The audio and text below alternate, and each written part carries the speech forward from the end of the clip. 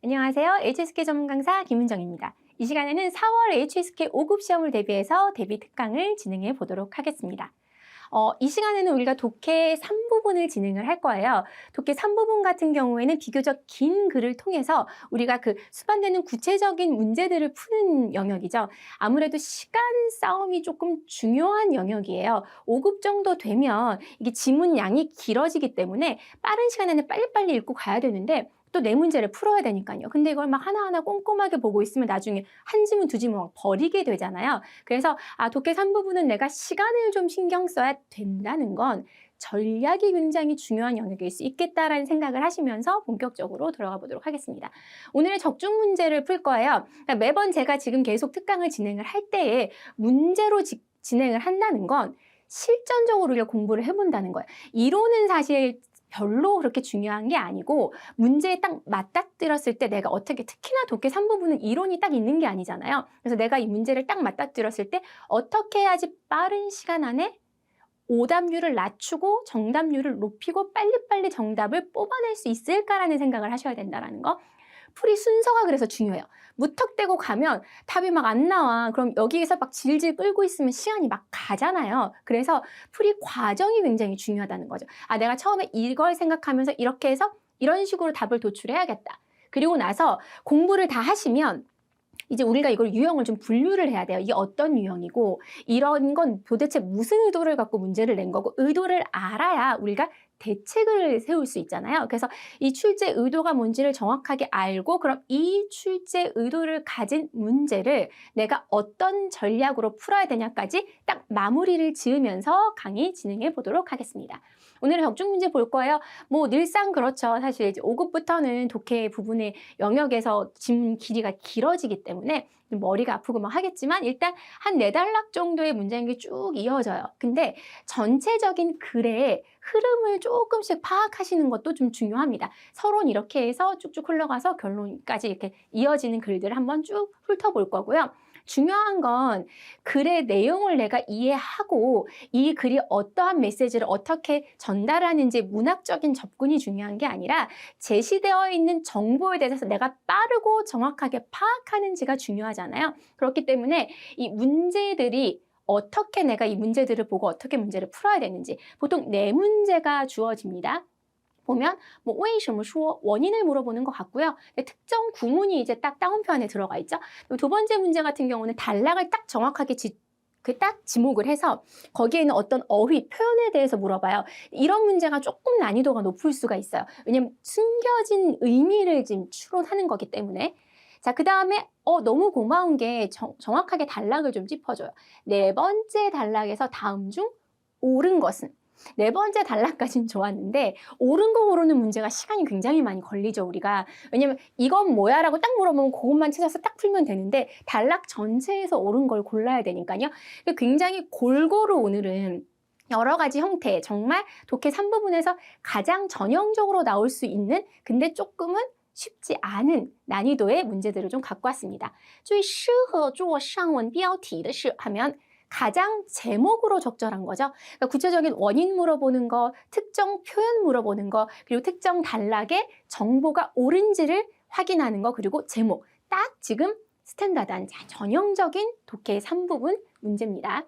문제 먼저 읽으셔야 돼요. 제일 중요한 건 제가 앞서도 설명을 드렸다시피 순서가 중요해요. 무턱대고 풀면 안 돼요. 게다가 지문 이렇게 길지, 문제는 4문제씩 있지, 그럼 난 이거 어떻게 무조건 읽어? 큰일 나요. 시간 안에 절대 못 풀어요. 그러니까 사실 독해 3부분은요. 지문보다는 문제가 더 중요하다. 문제를 먼저 파악하고 그 문제가 원하는 것만 내가 찝어서 읽어야지 언제 이걸 다 읽고 있어요.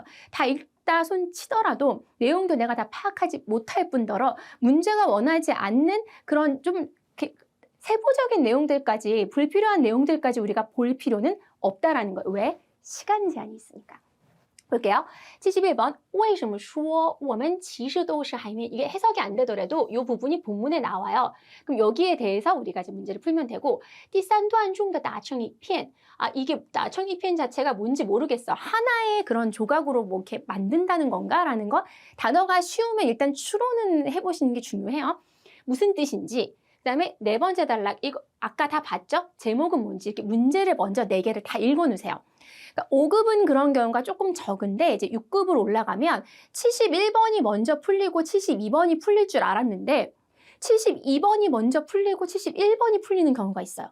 그러니까 순서라는 게 조금씩 뒤바뀔 수 있기 때문에 네 문제를 다 읽어두고 이 문제가 어디에서 이렇게 딱 나오는지 이 네 문제는 기억하기 쉽잖아요. 근데 게다가 얘는 사실상 단락이 이제 정해져서 세 번째 단락, 네 번째 단락 이렇게 나와주니까요. 그래도 참고로 그 기억을 하시고요. 첫 번째 문제가 이게 我们其实都是 海绵에 대한 부분이었잖아요. 여기 딱 키워드를 먼저 찾아요. 문제에서 키워드를 찾아요. 아, 그러면 이 단락 여기에서 문제가 풀릴 거다. 그럼 뭐 해야 되냐면 제가 지금 넘겼죠, 화면을. 이게 우리가 我们其实 해놓고서는 海绵이 나왔어요. 근데 이게 중요한 게 아니라 여기서 딱 끊고 보기를 먼저 확인을 하고 나서 앞으로 넘어가셔야 돼요. 그죠? 그러면 보기를 볼 때도 그냥 글자만 보는 게 아니라 주어 수어를 나누시는 게 중요해요. 왜냐하면 단어를 우리가 모를 수 있잖아요. 정확하게 보셔야 됩니다. 강야싱이라는 게 뭔지 몰라요. 압력에 저항하는 능력인데 이걸 모르더라도 강야싱이 강한지, 학습 능력이 강한지, 아니면 다 강하다네요. 강한 시잉싱, 적응성을 가지는지, 시쇼, 술어예요. 흡수해요. 다른 사람의 감정을 흡수하는지. 이렇게 하고 그러고 나서 다시 그 단락으로 딱 가면 방금 보기를 확인했기 때문에 이 네 가지의 내용 중에서 뭐가 나오는지만 확인하면 돼요. 시간이 절약이 되는 거죠. 그러니까 키워드를 딱 찾았으면 내가 71번 문제를 풀 건데 71번 문제에서 지금 말하고 있는 그 내용을 딱 찾았으면 거기 무턱대고 읽지 마시고요. 그 71번에 상응하는 보기를 먼저 보신 다음에 보기 내용이 있는지 없는지를 확인해야 더 빨리 풀 수 있다는 거예요. 그래서 我们其实都是 海绵에 놓고 바로 시쇼가 나오네요. 그렇죠? 주위 사람이 어떻게 표출하는 전염성, 간염성의 정서를 내가 흡수한다. 수어, 목적어 위주로 보시는 게 굉장히 중요합니다. 이런 주위 사람들이 내보내는 정서를 단칼에 문제가 풀리죠. 방금 보기를 확인했으니까. 다 읽어봤으면 헷갈릴 수도 있어요. 야리도 나오고 막 하는데 강야싱이라는 거, 시잉싱이라는 거 아예 등장을 안 해요. 그럼 이 문제 같은 경우 네 문제 중에서 난이도가 제일 낮았어요. 빠른 속도로 풀 수 있는 문제였죠. 세 번째 단락을 갈 거예요. 세 번째 단락에서 나청이 표현이 무슨 뜻인지. 그럼 세 번째 단락을 딱 갔어요. 근데 이제 전반적으로 의미를 표현하는 건 내가 쉬운 문장이면 좀 의미를 생각하면서 읽으시는 게 좀 중요하기는 해요. 그래도 보기는 먼저 봅시다. 쫑룬 하면 쟁론하는 거죠. 나지야 하면 자오지야 하면은 소리를 내서 시끄럽게 말싸움을 하는 건데 나지야 하면 이제 치고받고 싸우는 걸 이야기하는 거죠. 가오하고 관시 하면 가오가 영어로 따지면 약간 테이크 느낌이에요. 뭐 하다라는 느낌이거든요. 그래서 잘해요. 관계를 좀 잘 다지는 거. 그다음에 시앙우즈츠 하면 서로 지지하는 거. 그러면 A랑 B는 약간 부정적인 성향을 가진 어휘고요. C랑 D는 좀 긍정적인 성향을 가진 단어예요. 그러니까 이게 관계성인 거죠. 싸우는지 좋게 지내는지에 대한 얘기예요. 근데 느낌상 사실 이게 나청이 표현 자체가 하나가 된다 약간 그런 상황인 거잖아요. 그럼 A, B보다는 C, D일 가능성이 좀 크겠다라는 생각. 이게 다 전략이에요. 그러니까 이게 물론 의미를 알아야 되지만 오답을 빨리빨리 제끼는 건 정답을 빨리 고를 수 있는 방법 중에 하나인 거죠. 为什么别人的压力를 왜 다 우리한테 전염을 시키는 거냐. 왜냐하면 여기 1,2方面 같은 경우는 뭐 중요한 건 아니에요. 왜냐면 이 방면 여기에서 해당되는 부분이니까. 잘 보세요. 우리가 친구 혹은 동료의 스트레스를 흡수하는 건 그들과 잘 지내보려는 거겠죠. 그러니까 이 사람에 대해서 내가 지지하고 이해해주고에 대한 얘기는 없어요. 그냥 하나가 된대요. 그렇다는 건 이 긍정적인 두 개 중에서 어떤 게 있어? 잘 지내보려고. 게다가 EPN이잖아요. 하나. 서로 막 지지해주고 네 말이 맞아의 문제는 아니잖아요. 네가 지금 기분 나쁜 감정이 내가 전염이 된다는 건 그래도 얘랑 좀 잘 지내보려고 하는 가오하오 관시. 조금 어려울 순 있지만 긍정적이고 부정적인 것만 뉘앙스만 찾아도 두 개는 이제 제끼고 확률이 높아진다는 거 기억하시면 좋을 것 같습니다. 자, 네 번째 단락에서 옳은 걸 골라라 하는 건 이런 문장 같은 경우에는 어떻게 해요? 네 번째 단락만 딱 찾아놓고 보기 먼저 읽고 또 가야죠. 특히나 옳은 걸 고르는 문제는 더더욱 그렇습니다. 그러니까 5급의 독해 이 부분이 그렇잖아요. 이 부분 같은 경우에도 그렇게 가야 되거든요. 보기를 먼저 읽은 다음에 지문을 통해서 옳은 걸 골라야 되는 것처럼 얘도 마찬가지입니다. 여성이, 女性, 주어 수어를 나눠야지 누가 뭐 했는지 정보를 빨리 찾아야 되거든요. 그럼 여성이 모방을 좋아하는지 아니면 바디랭귀지가 身体语言이 연령과 관계가 있는지 주어는 끊어놓으셔야 돼요. 그러니까 여성에 대한 얘기가 나오는지, 신티위엔이 나오는지, 런더 스웨이 방식가 나오는지를 찾고 그 뒤에는 이 내용이 맞는지를 보셔야 되거든요. 사고방식이 굉장히 바뀌기 어려워요. 女性更容易受他人影响인데 또 팁 하나를 드리자면 보기가 이렇게 4개가 있잖아요. 근데 같은 단어가 중복이 된다는 건 중요한 정보라는 거예요. 무슨 얘기냐면 女性이 2번 나와요. 그쵸? 女性이 2번 나오면 女性에 대한 정보, 그러니까 둘 중에 하나가 답일 가능성이 좀 높아져요. 아무래도. 그러니까 왜냐하면 이게 뭐 션티위엔이나 런더 스웨이 방식만 그게 답이면 이렇게 고르기 쉬워지는데 女性에 관련된 정보 중에서 둘 중에 하나를 네가 좀 더 고민해서 골라봐라는 출제자의 의도일 수 있거든요. 그러니까 그러면 이게 2번이 보기에 2번이나 언급이 됐으니까 女性에 대한 얘기를 먼저 확인을 좀 해보는 게 좋겠다라고 생각하시면 시간이 좀 더 절약이 될 수가 있어요.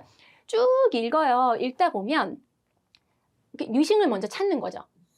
여성이 해놓고선 자, 여기서부터는 꼼꼼하게 읽어야죠. 教育二手压力的风险更大돼요. 그쵸? 그 간접적인 그런 스트레스를 받을 만한 위험, 해석이 다 안 되더라도 뭐가 더 크대 라는 거 정도 쉽잖아요. 그럼 비교가 되는 거네. 因为他们往往更容易가 또 나와요. 다른 사람들과 공감대, 공밍이라는 단어를 몰라도 타인과 이걸 더 쉽게 형성하기 위해서라고 해서 그런 비교적으로 접근했던 거, 更容易 타인의 영향을 받을 수 있다. 다른 표현으로 했지만 유사 표현의 형태인 거죠. 그럼 정답은 이것도 전략을 제대로 세웠다면 비교적 빠른 속도로 답을 골라낼 수 있다라는 거예요.